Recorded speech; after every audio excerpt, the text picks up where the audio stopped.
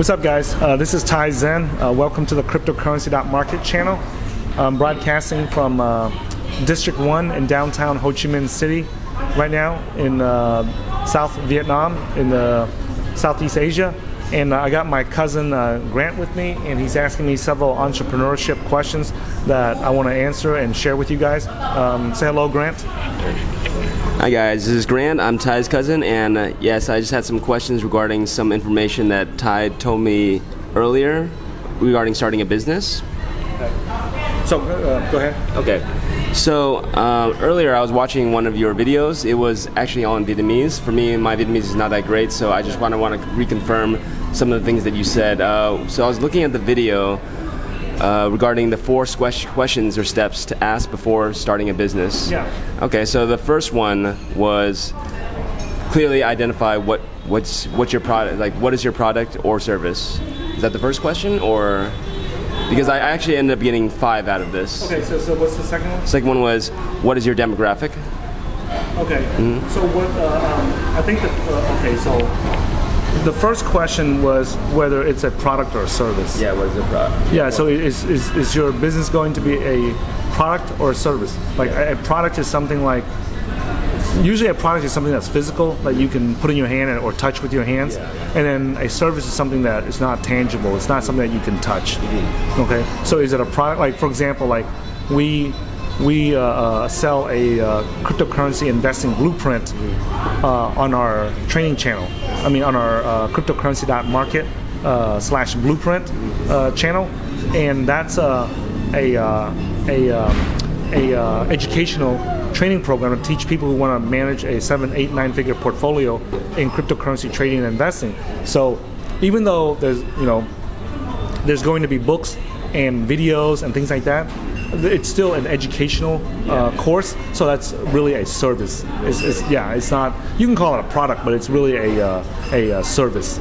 Okay, so because it comes with some coaching and mentoring also. So those are all services, like consulting. That's also a service. So that's basically what we're doing. So the first thing is like, are you doing a product or a service? I'm probably more leaning towards a service.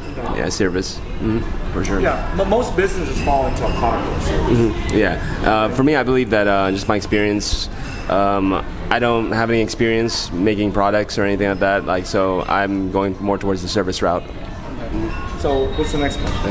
And the next one, I believe from your video, was what is your demographic?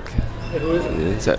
So for me, maybe I may be looking into fitness. So my demographic would be probably in Vietnam, probably like younger Asian men. I haven't gotten in. Yeah. So it helps if you are like more numerical, like use numbers instead of vague statements. Yeah. So like. Instead of saying like, I want to start a business service in the fitness industry, say something like, I want to start a fitness business, a one-man business fitness, or a small company of 10 employees or so, or a small gym of like 1,000 square foot or 1,000 square meters or 100 square meters to train young men between 18 and 35, how to gain 10 kilos of muscle. Okay. You see what I'm saying there? Yeah, it's a lot more concise. Yeah, because now whenever you think like that, then it's more accurate and more concise. And what's really important is that it helps you to filter out the bullshit that you don't need to do. Right? So if you were to ask me or somebody else, another entrepreneur, like, hey, what do you think about me renting this building so I can get 100 square foot or 100 square meters to train 18 to 35-year-old men to gain 10 kilos of muscle, then whoever that entrepreneur is or that businessman is, they can give you some assistance and some guidance, because now they know clearly what it is that you're trying to do. Most time, whenever people try to make money, they're not clear on what it is that they want to do. So when they go talk to other people, like even if they meet someone that can help them, they really cannot help them because it's not clear. Like I've talked to some entrepreneurs here in Vietnam, I cannot tell what the hell they're trying to, like, what their if it's a product, if it's a service, and if it is, what is it? Like, I gotta, like, if you ask me, hey Ty, what products do you guys sell, or what product or service do you guys sell, right? I said we have a product. It's called the Cryptocurrency Investing Blueprint. It's an educational program that teaches people how to manage and how to invest and grow their portfolios to a 7, 8, 9-figure portfolio. And we have a coaching and mentoring service that goes along with it. So you see how simple that was, right? And I have talked to other Vietnamese people here that are entrepreneurs, where it takes them an hour to explain what they do, and after that hour, I still look at them like, my eyes are like, so tell me again what it is that you sell, right? So you don't want to be caught in that, right? Okay. All right, cool. So yeah, definitely be more concise about that. Let's see. Next one. This one was a little bit confusing to me, so I'm not sure if I got this right, but the next question is, does your product or service bring some kind of strong feelings to the customers? Yes. Okay. Right. So, for example, when we talk about strong feelings, right? Let's just say that you sell flowers on Valentine's Day, or on Mother's Day, or on Women's Day, right? Does that product, those flowers you sell, are there emotional feelings that go along, that are attached to it or associated with it? For sure. Yes. Okay. Now, let's say that in America, the color of the flowers are not very significant, right? Yeah. So you can give anybody, anytime, flowers. It doesn't mean anything. It just shows your appreciation, your love, or whatever. If you give a girl flowers, it just means that you're, there's some romantic meaning behind it, right? If you go to a wedding, you give flowers. If you miss your mom and you see her for the first time in a long period, it's just, there's sentimental, there's emotional feelings, right? Yeah. Like over here in Vietnam, like if you give somebody yellow flowers, that's for funerals only. Yeah. Like, so if you don't know that and you come in and give somebody yellow flowers, people are very superstitious here, so you don't want to give them yellow flowers. Those are for funerals only. Yeah. So you don't. It's like wishing somebody that they die early. So don't do that. Yeah. But even with the funeral flowers, there's an emotion that goes associated with that, right? Yeah. Okay, so let's say that I'm selling, you're selling a service and a training program to teach men how to gain 10 kilos of muscle, right? So what's the feelings or the emotions that are associated with that product? See, I'm just speaking from personal experience, but then I feel like when I was getting into fitness, when I would try to gain muscle, my goal was hopefully to be more confident, to be, more well-respected. People would look at me in a different way. Maybe I feel better about myself. Those are the feelings that I felt when I was trying to work out. Okay, so you said, what was it? Respected, confidence, and what was the other one? There was another one you said. The feeling of being stronger. Okay, the feeling of being stronger, the feeling of respect. Okay, stronger, feeling of strength, stronger, and confidence, right? Yeah. Okay. So yes, those are all emotional keywords, but let's just say, well, I'm going to do the opposite, okay? So watch, or I'm going to use the same thing that you're doing, okay? If I'm selling that, right? Okay, because I grew up very skinny, right? I was a skinny little runt in my family, and my dad always told me that, hey, he can see my ribs, right? And he would tell me that no girls would ever like a guy that is that skinny where she can see his ribs, right? So that hurt me a lot. Okay, and then he would always say that if I ever, get into a fight with another guy, all he'd have to do is just punch me lightly in the ribs, and it would break all my ribs, because I was so skinny that you can see my ribs. Yeah. Now you and I know, because you practice martial arts, Eric, right? You know that just punching somebody in the ribs does not mean you're going to break their ribs. Yeah. Like, you have to hit it correctly and with the right force and everything. You don't just go tap somebody's ribs and they all crumble and break. You know what I'm saying? But I didn't know that. But you know that now because you study martial arts. and my friend Eric over here behind the camera, he studies that. He's a professional fighter, so he knows that, yeah, you know, even if you're a professional fighter, you still have to hit somebody correctly and in the right spot to break their ribs. You can't just go touch somebody with the death touch or something, and their ribs just crumble and break and crack, you know. So, but notice how, when I'm telling you that, notice the emotions that you feel, right? And my dad kept saying that if I was skinny like that, no girls, I would never be able to get a girlfriend or a wife. So notice how what I'm saying to you, right? Skinny, no muscles, equals no girlfriend, no wife, right? Remain a virgin forever. Right? You might laugh at it, and you and I can laugh about it now. But when you're 12, 13, 14 years old, that's all you think of. Like, you know, if your dad's telling you this, it must be true, right? So notice how that what I'm telling you there conveys more emotions than just saying stronger, confidence. See, to me, confidence is vague. So instead of saying confidence, I would say like, okay, I want to gain 10 pounds of muscle so that when I meet a girl that I like, an attractive girl, that I know I'm not scared to approach her, right? Or, yeah, like what Eric was just saying, like when I was in high school, he just brought me flashbacks here, you know. My ribs were always poking out in high school, in the 8th, 9th, 10th, 11th grade, right? In middle school, high school. And every time, you know, in America, whenever you play sports in the high schools, everybody has to play sports in the physical education class, and they always pick teams. Like if we play soccer or baseball or basketball or football, half the team wears shirts, half the team wears no shirts, right? And man, I dreaded being picked on the side that had no shirts.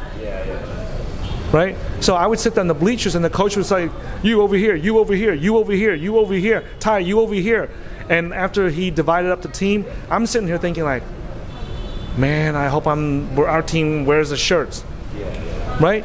Because I didn't want my ribs poking out, you know, and my chest sternum poking out.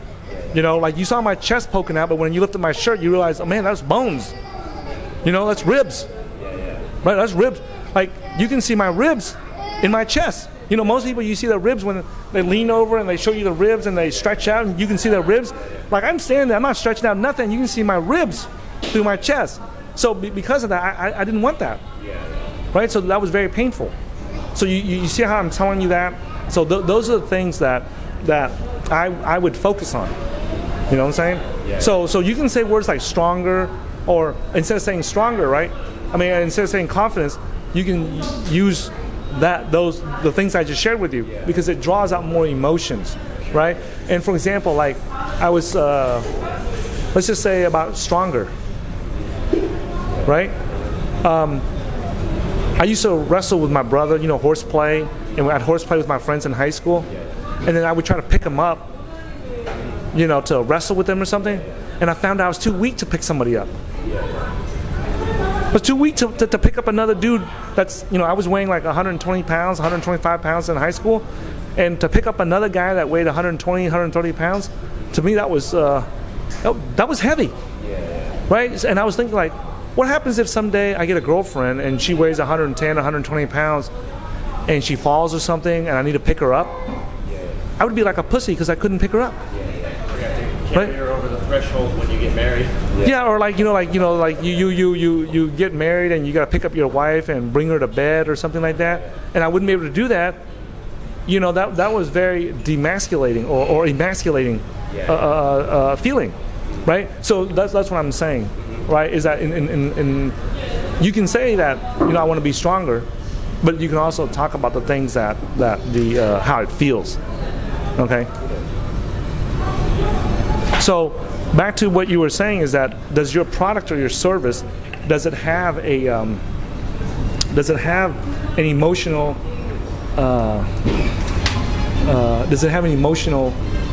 content affiliated with it? Let's say that you manufacture drinking straws out of plastic, right? What emotions can you attach to this straw? Right now, but this is not a good emotion though. It's more like So right now, like one of the big trends is just having straws that are not made of plastic, and the emotion that kind of comes with that is that I don't feel bad for using the straw because it won't be bad for the environment. So, but for plastic straws, it's just easier to drink. Yeah. There's so not much emotions. Yeah. Right? Yeah. Yeah, you can talk about the soft ass millennials that are worried about the climate and shit like that, But the reality is you have to live in like really soft ass neighborhoods, like in Northern California or places like that or now the contagion has infected like Austin, Texas. So you have to live in places where you got these soft ass snowflakes that are worried about stupid shit like that, So it would be very hard to sell like worldwide to a large audience unless you just want to focus on those, snowflakes, right? So it's if you're targeting those specific soft ass snowflakes that worry about stupid shit like that, then yes, you can, because they are emotional behind it, right? But I would rather stick with like the fitness that you're talking about, like helping guys gain 10 kilos of muscle, because that's worldwide. That's not just in America or in Vietnam. That's in Brazil. That's in Russia. That's in China. It's everywhere, right? So what I'm saying is that you can try to sell a product such as this plastic drinking straw, but when you're a beginning entrepreneur, you want to focus on a product or a service that has lots of emotions attached to it. And this one, I don't. It's hard for me to attach much emotions to it. Okay, even if you tell me, it's just not. So I'd rather choose something else that has more emotions affiliated with it. Okay. All right, so actually, just I guess just to go along with this, like to elicit more emotions. Like for me, like I grew up as a bigger guy, so I had different ideas. Like for me, I wanted to actually lose weight. So when it comes to this, then like you're trying to pick a product, you're trying to pick like these type of emotions. Do you just like try to like go through data and just like ask people, like talk to people and see like what is like the most popular trend of what guys would want, or before you? No, I would not do research like that, because most people they don't ever give accurate data, right? They don't ever give neutral data so that you can make an informed decision, right? What I would do is I would go and look at. There's several ways that you can look at it. You can go online, like for example, like you can go to Amazon, right, and see what the top selling nonfiction books are, right? And out of the top 100, like what are they? Most of them are going to be about fitness. Yeah. Right? If you look at like do research on what most people spend their money on, right? When they have a little bit of extra money, a lot of it has to do with some type of fitness, whether gaining weight or losing weight, right? And then if you look around your business, like around your neighborhood, like what do you see a lot? In America, like pretty much every neighborhood has some type of gym, one or two gyms, right? Because people want to lose weight or gain weight, right? Now in America, most people, I was the lead personal trainer at the biggest Gold's Gym in Texas. It happened to be like the third biggest Gold's Gym in the world. And I can tell you that in America, the number one fitness goal that everybody wants is to lose body fat. Yeah. Whereas in Vietnam, it's not that way at the moment. It'll take probably about another 5 to 10 years for this young crop of fat ass kids here in Vietnam. Like they got some fat ass kids over here. You know that. Like they got some really obese kids. The families that have money, they think they're they fight over each other to see who has the fattest kid because it shows wealth and status. So they're stuffing their kids with all these foods that are not natural. It's got all these bullshit chemicals in it. And preservatives, and it's making all the kids obese here in Vietnam.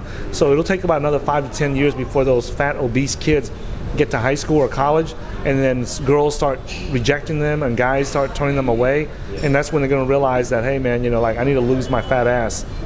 Okay, so over here at the moment though, most of the guys that would have enough money to pay you to train them or buy your product or your fitness product or service, they're usually guys that need to gain muscle. They need to gain weight, right? So you can focus on that until you shift over. So I would just look around, like to see what's like the obvious ones, right? There's ways you can do, like on Amazon's top selling list. You can look at, what are the top selling products, online product. There's lots of different ways that you can do research on it. For me personally, right, gaining weight and losing weight has always been like, since, if you look at health, wealth, and relationships, right? Yeah. How to make money, right? Yeah. How to either increase the size of your body or decrease the size of your body, right? And how to find a man or a woman, for a partner. Those three things will, for another 10,000, that will always never change, Yeah. right? Here, Eric. Oh, I was just going to say, you could even just go into the gyms here and see what the demographic looks like of what the largest portion of the gyms are doing. How full, how packed is their class schedule? Because a lot of gyms have like aerobics classes, Taibo, cycling, things like that. And if they've got a class that, like a schedule that the entire week is packed from 6 a.m. until 10 p.m. and they've got like class, hey, that gives you an idea that there's probably a lot of people going to those kind of classes. If you look around in the gym and you see a bunch of obese people or people that are trying to lose weight, you might have an idea, hey, they're trying to lose weight. Sometimes it's not always clear what somebody's goal is based on the workout that they're doing, because most people are doing the wrong workouts for the goals that they have. So, but there's definitely a demographic there that you can go and physically look at. Okay, cool. Nice. Here's the thing. It really doesn't matter. Okay. Yeah. And here's the reason why. Here's the reason why it really doesn't matter. Because being an entrepreneur is about building systems and processes, right? A system or a process of how to get leads, how to advertise, how to market your product or service, how to get leads, how to convert those leads into customers, right? How to collect the money, how to, have a system for refunds, have a system for collecting money, a system for refunds, a system for delivering whatever your product is, whether it's an online digital product or a physical product, right? All that has to be built out. And it really, really doesn't matter if, let's say right now, you want to have a gymnastics acrobatic program, or you want to have a gain muscle program, or you want to have a lose body fat program. It really doesn't matter. Okay. Yeah, the difference between them is so negligible that it really doesn't matter. What really matters, and what's even more important, is if you build out those systems and processes. That's 1,000 times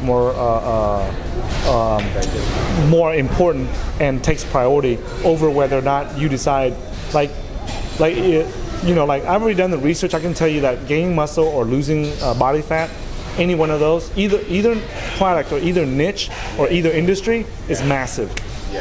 Okay, so it doesn't really matter. It really doesn't. Okay, so you can save yourself a step there, and just focus on one. Like like for me, I grew up skinny, so to lose weight, to gain weight and gain muscle, that was something I can relate with. I can talk, and I can describe how it felt. It sucks to be skinny, right? And people can relate to me really easily because they know that I've been through it. Just like you say, hey, if losing weight was a huge issue for you, just that would be easy for you to talk about because you can relate to that. Okay, but at the same time, we're in the Vietnamese market. If you want to set up your business or sell your product or service in Vietnam, right? Then you also got to look at, hey, you know what? Even though I might be better at this, right?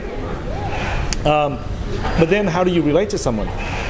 Since you never were skinny, then you would use someone like me as an example. Hey, my cousin Ty, right? He grew up skinny. He was 120 pounds in high school, and most girls in high school weigh 125, 130 pounds. So imagine walking around. Most girls that you want to date outweigh you. Imagine how unmanly it feels. Right? Imagine how emasculating that feels. Right? Imagine when a big guy like me comes up and tries to push him around or talks loud to him. Imagine how scary that is. Right? So you don't have to use yourself as an example. Use me as an example. Right? So then that way you can sell your product or your service. So what I'm saying is that for me personally, I wouldn't even waste time doing the research on it. I already know that, hey, my cousin used to work at the gym. He knows that these are the two primary things that sells all the time. Helping people lose weight, helping people gain weight. Those are very common. And if you ask me between the two, which one's more emotional, it's they're almost equal. But if I had to put a slight weight on it, I would say that the losing weight has a little bit more emotional weight on it. Okay, so. Okay, so all right, I'll move on to the next question that I saw was, let me see. So the next question I believe was, who else is doing the same thing? Yeah, and I'm guessing that this question revolves around more of just like who's doing the same thing and what's working, and then kind of maybe doing whatever works. The reason why you want to know is who's doing it right now is to make sure that there is a demand for it. Okay. So let's say that if you go out there and you look for a gym that trains people to gain muscle and you can't find any. Yeah. Or in the whole city of Ho Chi Minh City, over 10 million people here, and you cannot find one gym. Or you only find like 10 gyms that train people to get bigger and stronger. Right? Yeah. I would be worried. Yeah. Okay. Why is that? Or let's say that you only find 1 or 2 gyms. I would be worried. Why? Because it seems like no one cares about gaining muscle. Yeah. So, for example, right? Okay. So when I was in the U.S., I was teaching people how to trade cryptocurrencies, Bitcoin and cryptocurrencies. And if we do a live event and they come and learn it from us, hands-on, we buy all their computers, we buy all their hardware wallets, and all the tools and things, softwares that they need to be a safe and an effective trader and investor in the cryptocurrency market. And we charge $25,000 US per person. Now, when we come back to Vietnam, right, we don't know if the market wants that same product or service. We don't know that. But one thing I noticed is that, I was just invited to go speak at the Bitcoin, the Saigon Bitcoin meetup. They're the first meetup to have meetups about Bitcoin here in Ho Chi Minh City. And there was no Vietnamese people there because they charged like $50 for their 5-year anniversary event. So it was all foreigners. The whole room was packed with foreigners, but no local Vietnamese. So what does that tell you? The demand here in Vietnam for Bitcoin is not that high. Maybe the demand is there, but they have no desire to pay for the knowledge and information, right? Because every time I do a free meetup, there's hundreds of people that show up.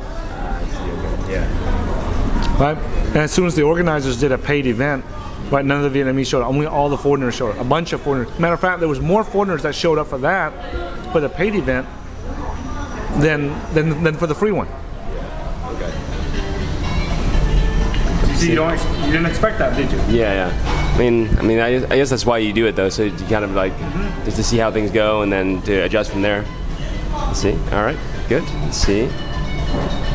And basically, you want to determine if the market, you have this idea in your head to do this, and you want to test the markets to see if they really are willing to pay for it. Because somebody might want that product or service, the market wants that product or service, but they may not want to pay you for it. That's the reason why you want to see if anyone else is doing it. And if the more people are doing it, guess what? That's good news. Like some people say, oh, man, that's too much competition. No, that's good, because that shows you that the market is hungry for that product or service, right? Okay. All right, cool. And I believe the last question, let's see, I'm not sure if this is correct, but why don't other competitors sell products like you? Is that the correct question? Yeah. Okay. Let's see. Can you elaborate on that a little bit more? How come there's the other business that, how come no one has created your product or service already? You're not new. You're not new. There's nothing that you do that's going to be innovative, man. Nothing. Because you haven't done enough shit in business to be innovative. You just haven't. So why hasn't some other businessman or entrepreneur or business around here do it already? Why haven't they done it already? Maybe because they tried and didn't work. So there's over 10 million people in Ho Chi Minh City, and you're telling me that out of nowhere you come from America to here, and now you're the smartest and greatest guy ever to help people gain muscle and gain mass, No. Definitely not. If you think that, you're a fucking idiot. If you think like that, okay? And you're gonna suffer and take a long time to become wealthy, okay? What you want to do is look at it and go, okay, why hasn't there any? And the answer is yes. There's lots of gyms here. Like, you know, since I used to be a personal trainer, it's kind of very noticeable to me when I see gyms, and I see them everywhere in Ho Chi Minh City. So that's a good sign. That's a good sign that lots of guys here want to get bigger and stronger, right? And then that's good.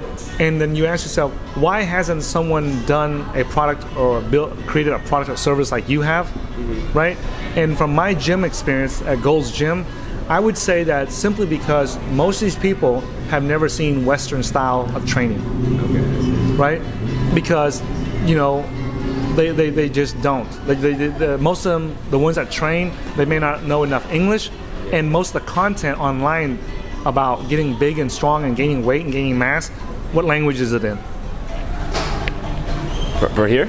In the world, on the internet. English. Yeah. So then that would make sense. That would make sense. Okay, you know, I can create this product and service. There's nothing new. I'm not coming up with something new. I'm just taking something that's already invented in the U.S., in the Western countries. It's in English, and I'm going to make sure that it gets a good translation and conversion to the Vietnamese language and adapt it to their culture,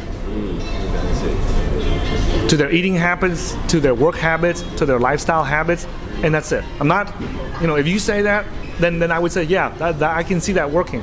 Yeah. But if you say, hey man, I'm gonna come up with something new and innovative over here, I'm like, you're full of shit, man.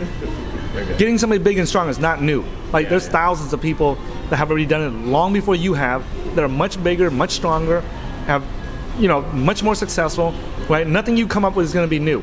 Maybe after you open up 100 gyms or 100 training centers, or after you get 1,000 people to gain 10 kilos, maybe you might come up with something innovative, but not when you first start out.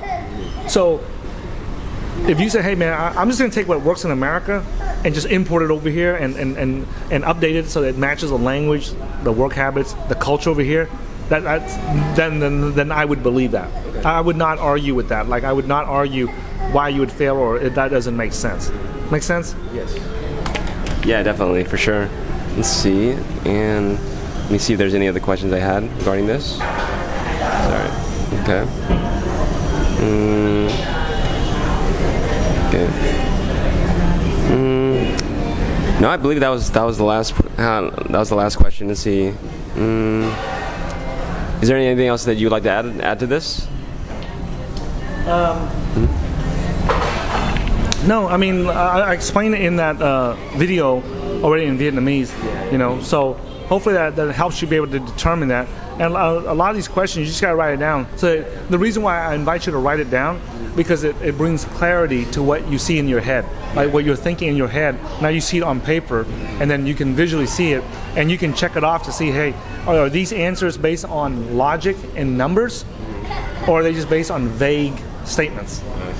Right? That's what you're looking for. Like, hey, are my goals and my ambitions, they're logical and numerical, or are they just based on the selling? And the marketing part is based on emotions, but your actual building the systems and processes in your business, that's based on logic and math and reasoning. Okay, it's not based on and facts. It's not based on emotions. Measurable and actionable. Yeah.